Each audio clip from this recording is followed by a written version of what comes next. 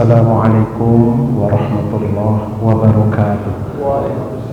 Innal hamdalillah nahmaduhu wa nasta'inuhu wa nastaghfiruh wa na'udzu billahi min shururi anfusina wa min sayyiati a'malina. May yahdihillahu fala mudilla lahu wa may yudlil fala hadiyalah. Ashhadu an la ilaha illallah wahdahu la syarika lah wa ashhadu anna Muhammadan abduhu wa rasuluhu la nabiyya ba'dah. Allahumma salli wa sallim ala hadzal nabiyil karim nabiyyina Muhammadin wa ala alihi wa ashabihi ajma'in. Amma ba'du, fa ya ibadallah, usikum wa nafsi bitaqwallah faqad fazal muttaqun. Qala Allah subhanahu wa ta'ala fi muhkami tanzilih. A'udzu billahi minasy syaithanir rajim.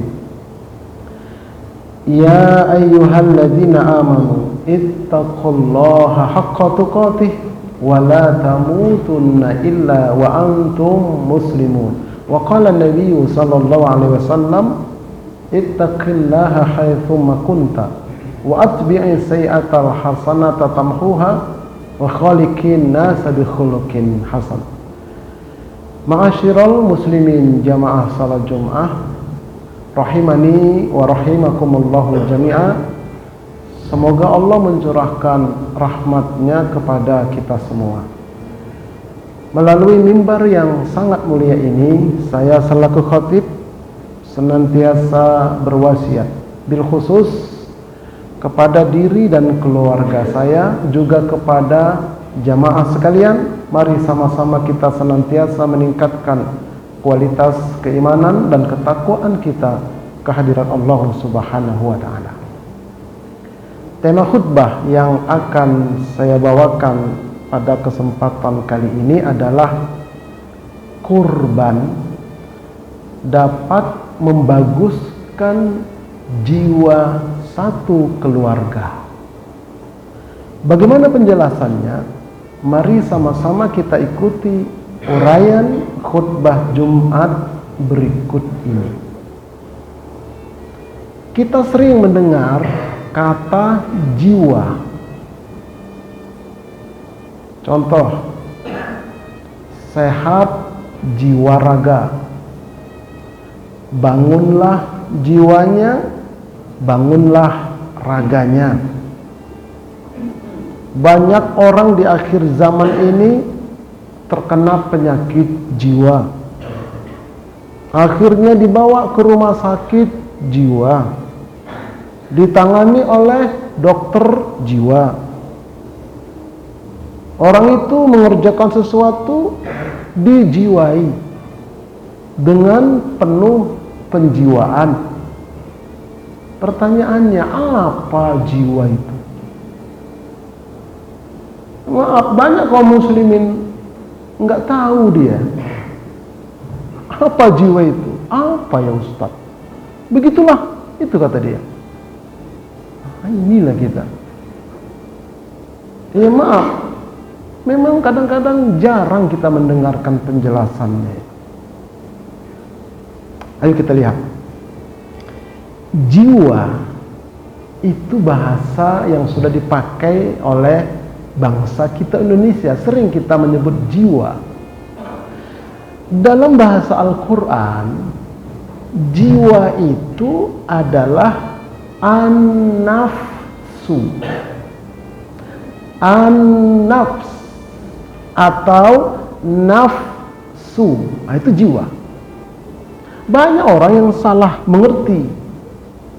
Misalnya kawan kita ngambil nasi penuh satu piring. Kawannya bilang, kamu makannya nafsu kali. Salah.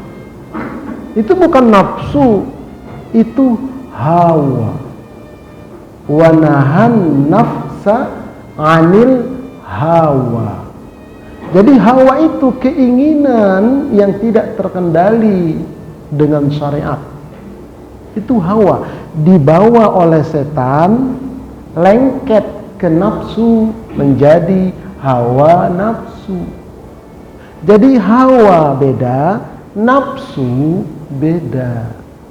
Jadi nafsu itulah jiwa, atau nafsu itulah nyawa, nafsu itulah tabiat, mental, karakter, sifat, rasa.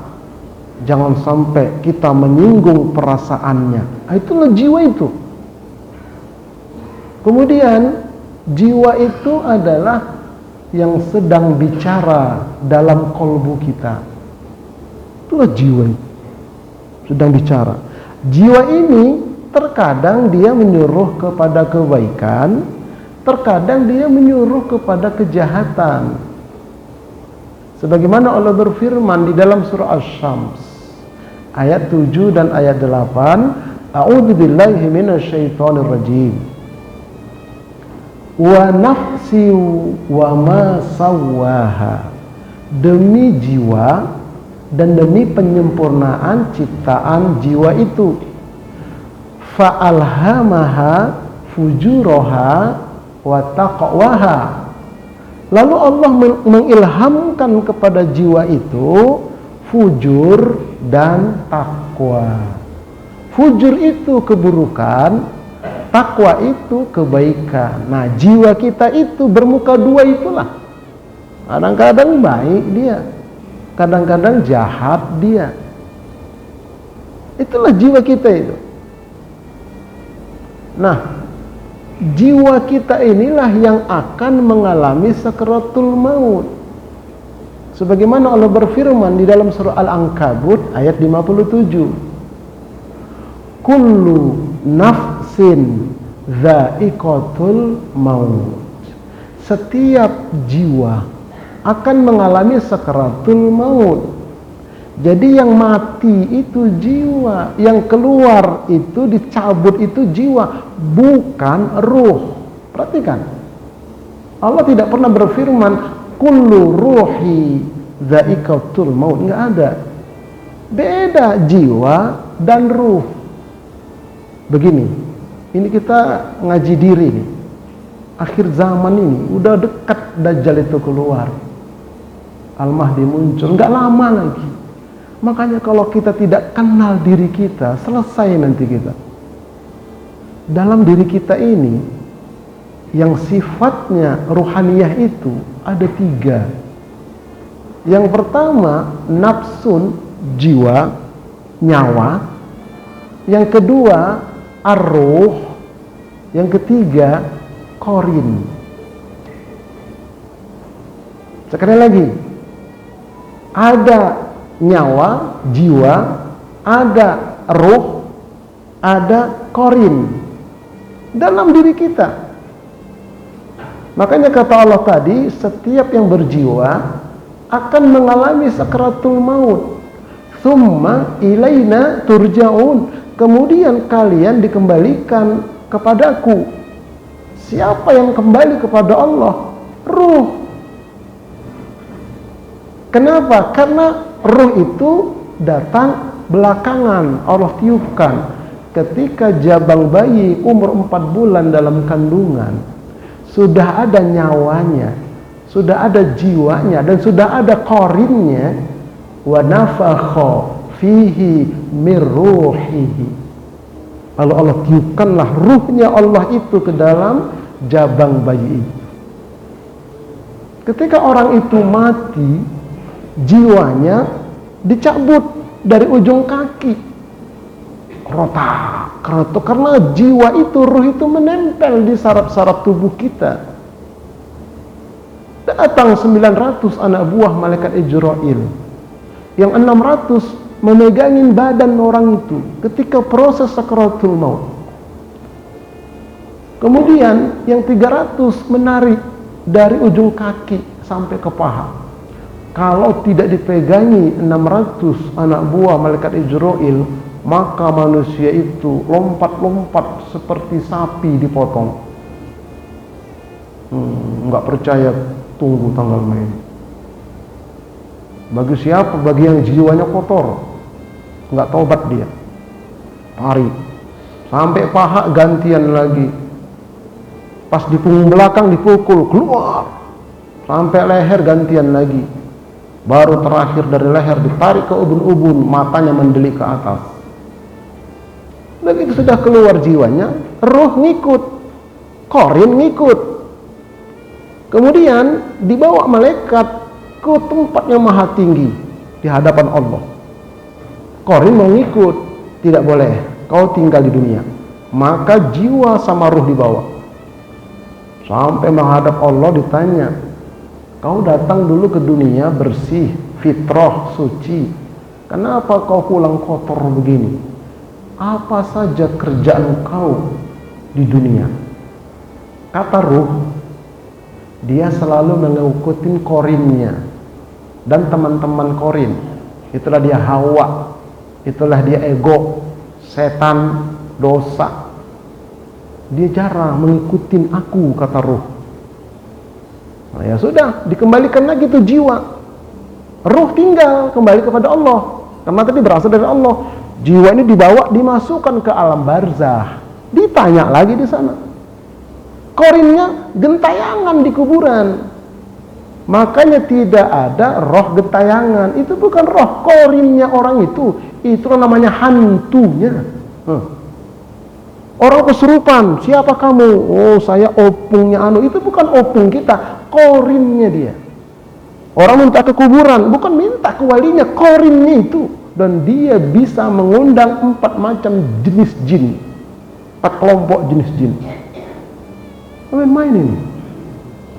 Lalu sahabat pernah bertanya kepada Rasul, ya Rasul, apakah engkau juga punya korin? Ini sahih hadisnya. Punya. Tapi dengan izin Allah, korinku sudah diislamkan oleh Allah. Tidak menyuruh aku kecuali yang baik. Sahabat bertanya lagi, bagaimana dengan kami ya Rasul? Tergantung kalian. Kalau kalian berusaha membaguskan jiwa kalian, maka korin kalian pun akan baik. Tapi kalau tidak, korin kalian pun akan jahat dan mengundang korin-korin lainnya, jin-jin lainnya. Nah, itulah dia, kalau ada orang mati nampak di sana, nampak itu korin. Oleh sebagian dukun ditangkap-tangkapin, itu dijadikan ilmu santet, dukun-dukun. Nah, jadi sekali lagi, jiwa kita itu ada dalam kolbu. Kolbu secara fisik jantung, ibarat komputer, dia hardware-nya lah. Di dalam jantung itu ada kamar-kamar, setidaknya 3 kamar besar. Kamar luar, kamar tengah, kamar dalam. Kamar luar namanya sudur, kalau di laptop desktop. Kamar tengah namanya fuad, mungkin lokasi D. Kamar dalam namanya absar, lokasi C, kira-kira begitu. Jiwa kita ada di kamar tengah, ada di fuad. Sementara korin dan teman-temannya ada di luar sudur. Sementara ruh, malaikat, takwa, iman ada di ruangan paling dalam. Jiwa kita itu di tengah. Nah, jiwa ini selalu mendekat kemana dia? Ruh itu cahaya ilahi, dia penerang jiwa. Jiwa kita di tengah. Kalau dia mendekati ruh, cahaya, terang dia. Tapi kalau dia menjauh dari cahaya, dia mendekat ke korin, gelap dia. Makanya ruh itu hati nurani. Orang bilang, tanyakan kepada hati nuranimu yang paling dalam. Tidak pernah bohong. Tidak pernah bohong. Penjahat apapun dia, curang bagaimanapun dia, nggak pernah bohong. Hati kecilnya cuman kalah oleh si korin, oleh si setan. Alladzi yuwaswisu fi sudurin nas. Kalah dia jiwa ini. Ya Allah ya Rabb. Makanya jiwa ini kalau dia masih terikat oleh hawa, terikat oleh korin, terikat oleh penyakit-penyakit kolbu, ketika mati su'ul khotimah. Tapi kalau dia sudah bersih, lepas, husnul khotimah, Itu namanya jiwa yang tenang. Ya ayatuhan nafsul mutmainnah, wahai jiwa yang tenang, irji'i ila rabbiki radiyatan mardiyah. Enggak dicabut, keluar kau, keluar. Kenapa? Jiwanya sudah tenang. Jadi jiwa ini ada yang senang, ada yang tenang. Orang senang belum tentu tenang, tapi kalau tenang sudah pasti senang. Beda itu. Harta untuk kesenangan, bukan untuk ketenangan. Hati-hati. Pangkat jabatan untuk kesenangan. Makanya kata Allah, bersenang-senanglah kalian untuk sementara waktu. Makanya jiwa kita itu harus terbebas. Jangan terikat, jangan nempel sedikit pun kecuali hanya Allah. La ilaha illallah. Bersihkan semua, hanya Allah yang nempel. Makanya kata Imam Syafi'i, sering saya sampaikan, letakkan harta di tanganmu, letakkan akhirat di jiwamu, letakkan kematian di pelupuk matamu. Itu Imam Syafi'i. Jangan sampai harta melekat di dalam jiwa, nggak tenang hidup, nggak tenang. Kalau di tangan gampang dilepas. Ini contoh orang yang jiwanya masih terikat dengan harta. Beli motor, kredit, atau mobil di parkiran. Begitu kita lihat lecet, langsung kita marah. Siapa ini yang sudah menyerempet motor saya, mobil saya? Begitu turun, dibilang sama yang naik motor, kau tahu nggak itu? Ini serempetan motor kau ini, kalau saya bawa ke bengkel, harga motor itu kurang untuk memperbaiki. Sampai begitu dia. Itu artinya apa? Harta itu masih lengket di jiwanya. Itu matinya susah itu. Makanya bagaimana cara membersihkan itu? Punya uang 100.000, pecahan 10.000, hilang selembar, dicari mati-matian 10.000. Semua karpet dibuka, baju sudah disetrika, diturunin, roboh kantongnya. Padahal masih punya 90.000. Itu jiwanya masih lengket tuh hartanya. Coba macam itu. Kalau kita jadi ustadz nih, udah terjadwal hari Jumat di masjid kecil, tiba-tiba ditelepon dari masjid besar. Dia tinggalkan yang kecil, dia kirim orang, dia cari yang lebih besar. Jiwanya kotor. Ya Allah, ini akhir zaman saya katakan. Makanya tugas kita satu, kata Allah dalam surah As-Sams ayat 9 ayat 10. Qad aflaha man zakkaha. Sungguh beruntunglah orang yang mau membersihkan jiwanya, yang mau mensucikan jiwanya, yang mau membaguskan jiwanya. Beruntung dia. Wa qad khaba man dassaha. Rugilah orang yang mengotori jiwanya dengan dosa, yang mengotori jiwanya dengan segala macam bentuk kecurangan. Dengan mengotori jiwanya, dibiarkan jiwanya kotor, tidak pernah dia bersihkan, rugi dia sampai mati. Nggak percaya, tunggulah tanggal Mei. Lalu bagaimana Ustaz? Nih, perhatikan. Allah Maha Pengasih, Maha Penyayang. Rasulullah SAW sangat cinta kepada umatnya. Seluruh amal ibadah yang kita lakukan itu muaranya ke jiwa. Seluruh, tapi fungsinya beda. Contoh, infak, zakat, sedekah itu tujuannya untuk mensucikan jiwa. Kan disebutkan di dalam surah At-Taubah ayat 103, khudh min amwalihim sedekah tutahhiruhum wa tuzakkihim biha. Dapat membersihkan harta dan mensucikan jiwa. Tapi caranya, ketika kita berinfak, ketika kita bersedekah, ketika kita berzakat, niat, ya Allah, dengan infak, zakat, sedekahku ini, bersihkanlah jiwaku dan jiwa keluargaku. Harus pakai niat itu. Karena semua amal pakai niat. Baca Al-Quran.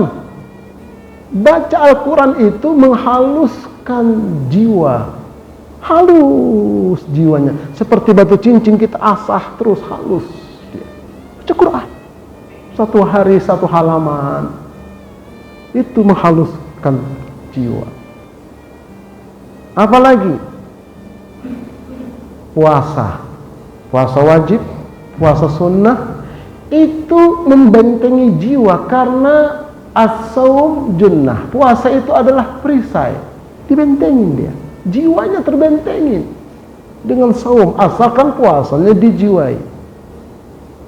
Apalagi mendengarkan tausiah, ini mencerahkan jiwa. Khutbah Jumat ini mencerahkan jiwa, kalau memang isi khutbahnya itu mengarah ke sana. Karena ada ilmu yang bersumber dari akal, ilmu yang bersumber dari jiwa. Kalau ustadz yang ceramah itu sekedar pengetahuan, nyampainya di akal kita, tapi kalau berangkat dari jiwa, menyentuh dia, itu yang jarang. Jadi tausiah kalau betul-betul dia dapat mencerahkan jiwa, dan kurban membaguskan jiwa.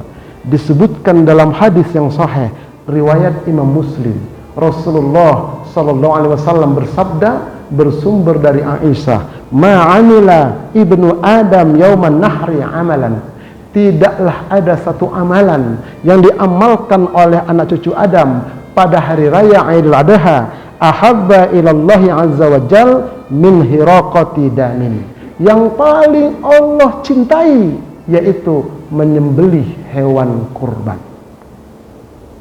Wa innahu la ya'ti yaumal qiyamati, sesungguhnya nanti hewan kurban yang sudah sembelih itu akan datang pada hari kiamat sebagai pahala semuanya. Bikuruniha, tanduk-tanduknya jadi pahala. Wa azlafiha, kuku-kukunya jadi pahala. Wa ashariha, bulu-bulunya jadi pahala. Padahal tanduknya, kukunya, bulunya tak bisa dimakan, kebuang begitu saja. Tapi nggak gratis jadi pahala. Coba bayangkan bulunya itu berapa banyak itu bulunya, jadi pahala semua. Apalagi daging, apalagi kulitnya bikin kerupuk kulit, apalagi tulangnya disop, lebih besar pahalanya. Bahkan darahnya, kata Nabi, wa inad dama la yaqa'u minallahi azza wa jal bimakanin, sesungguhnya darah itu sudah sampai di sisi Allah qabla ayyaqa 'alal ard, sebelum darah itu jatuh ke bumi, belum jatuh sudah sampai sebagai pahala di sisi Allah. Kata Nabi, fatibu biha nafsan, perbagus jiwa kalian dengan kurban. Caranya, disunahkan kita hadir ketika hewan kita dipotong. Begitu hewan kita dipotong, niatkan, ya Allah, dengan tersembelihnya hewan kurban kami itu, baguskan jiwaku, baguskan jiwa istriku, baguskan jiwa anak-anakku. Jadi kurban itu untuk satu keluarga, bukan pribadi. Kalau dam itu pribadi, satu orang satu kambing, satu sapi 7 orang. Kalau akikoh itu pribadi, satu anak laki 2 kambing, anak perempuan 1 kambing. Tapi kalau kurban satu keluarga, minimum seekor kambing. Ustaz, saya 4 orang sekeluarga, boleh nggak kayak sapi? Boleh, tambah 3 lagi, nggak usah. Boleh, minimum 1 kambing, tergantung kemampuan ekonomi. 1 sapi kalau patungan, 7 kepala keluarga. Makanya yang motong, Allahumma taqabbal min Muhammad Arifin Purba wa alihi. Sebutkan keluarganya. Yang disetor boleh nama suaminya tahun ini, tahun besok istrinya, namanya tahun besok anaknya yang pertama, tahun besok anak yang kedua. Tapi niat satu keluarga. Supaya apa? Supaya bagus jiwa keluarga itu. Kalau sholat untuk apa, Ustaz? Sholat itu menenangkan jiwa. Ala bi zikrillahi tatma'innul qulub. Ingat, dengan zikir kepada Allah dapat menenteramkan jiwa. Kata ulama tafsir, zikir di sini adalah sholat. Tapi Ustaz, saya dulu sholat Ustaz selama ini, kenapa nggak tenang jiwa saya? Karena sholatnya belum dijiwai. Banyak kita keliru dalam sholat. Bahkan disebutkan dalam hadis, ada 4 macam binatang. Orang itu sholat, tapi kepalanya 4 macam binatang. Nah, oleh karena itu, mohon doanya, dan kalau mau bergabung silakan. mulai tanggal 8 Juni sampai 12 pertemuan akan launching pesantren virtual pondok sholat. Saya punya itu. Silakan nanti berkunjung atau berkunjung informasinya Ustadz Arifin Purba Official. Pesantren virtual pondok sholat. Pesantrennya melalui Zoom. 12 pertemuan untuk tingkat dasar. Nanti ada tingkat lanjutan, ada tingkat pemantapan. Semua tentang sholat dari segala sisi. Untuk apa? Untuk menenangkan jiwa, supaya jiwa kita jiwa yang tenang, mati husnul khotimah, dalam kubur mendapat nikmah, di akhirat dimasukkan surganya Allah Subhanahu wa taala. Amin, Allahumma amin. Barakallahu li wa lakum fil Qur'anil azim wa nafa'ni wa iyyakum bima fihi minal ayati wa dzikril hakim. Aqulu qawli hadza astaghfirullahaladzim li wa lakum wa li walidayya wa li walidaykum wa li sa'iril muslimin wal muslimat fastaghfiruhu innahu huwal ghafurur rahim.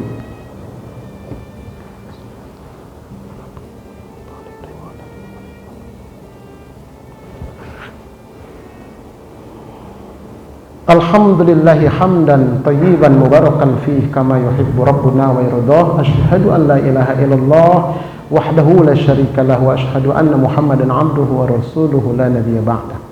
Allahumma salli wa sallim ala hadzal nabiyil karim nabiyina Muhammadin wa ala alihi wa sahbihi ajma'in. Amma ba'du fa ya ibadallah usikum wa nafsi bi taqwallah faqad fazal muttaqun. Qala Allah subhanahu wa ta'ala fi muhkami tanzilih, a'udzu billahi minasy syaithanir rajim. Innallaha wa malaikatahu yusholluna 'alan nabi ya ayyuhalladzina amanu sallu 'alaihi wa sallimu taslima. Allahumma shalli 'ala Muhammad wa 'ala ali Muhammad kama shallaita 'ala Ibrahim wa 'ala ali Ibrahim wa barik 'ala Muhammad wa 'ala ali Muhammad kama barakta 'ala Ibrahim wa 'ala ali Ibrahim fil 'alamin innaka Hamidum Majid. Allahumma ighfir lil muslimin wal muslimat wal mu'minin wal mu'minat al ahya'i minhum wal amwat innaka sami'un qaribun mujibud da'wat wa yaqdil hajjat. Allahumma ahyina bil iman wa amitna bil iman wa akhrijna minad dunya ma'al iman wa adkhilna jannata ma'al iman. Allahumma arinal haqqa haqqan warzuqna tiba'ah wa arinal batila batila warzuqna ijtinabah wa la taj'alna minal maghrurin. Ya muqallibal qulub tsabbit qulubana ala dinik. Allahumma musrifal qulub sarrif qulubana ala ta'atik. Allahumma a'izil islam wal muslimin wansur man nasaraddin wa khudhul man khadal muslimin khususan fi Indonesia wa Palestin. Rabbana atina fid dunya hasanah wa fil akhirati hasanah wa qina azabannar. Ibadallah, innallaha ya'muru bil 'adli wal ihsan wa idza'i dzil qurba wa yanha 'anil fahsya'i wal munkari wal baghi ya'idzukum la'allakum tadhakkarun fadhkurullaha yazkurkum was'aluhu min fadlihi yu'tikum wa la dzikrullahi akbar. Aqimus